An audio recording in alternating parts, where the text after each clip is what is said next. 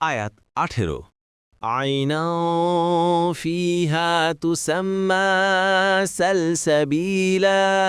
অনুবাদ, জান্নাতের এমন এক প্রস্রবণের যার নাম হবে সালসাবিল।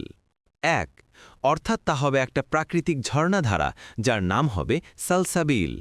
এক হাদিসে এসেছে, জনৈক ইহুদি রাসূলুল্লাহ সাল্লাল্লাহু আলাইহি ওয়াসাল্লামকে জিজ্ঞেস করল, যখন এ জমিন ও আসমান অন্য কোনো জমিন ও আসমান দিয়ে পরিবর্তিত হবে তখন মানুষ কোথায় থাকবে? রাসূলুল্লাহ সাল্লাল্লাহু আলাইহি ওয়াসাল্লাম বললেন, তারা পুলসিরাতের নিকটে অন্ধকারে থাকবে।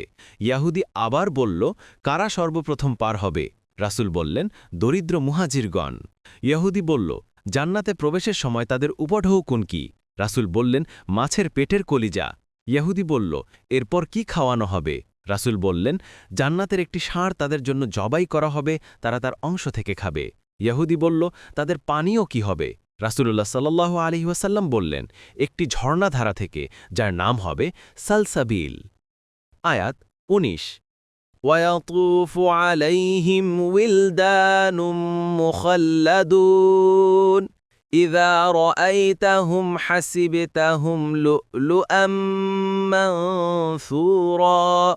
অনুবাদ, আর তাদের উপর প্রদক্ষিণ করবে চিরকিশোরগণ। যখন আপনি তাদেরকে দেখবেন তখন মনে করবেন তারা যেন বিক্ষিপ্ত মুক্তা।